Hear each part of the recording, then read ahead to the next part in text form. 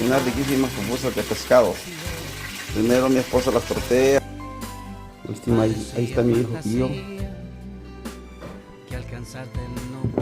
Con su limón. Quedan bien ricas. Y así quedan. Con tapatía. A mi esposa no le gusta con tapatía.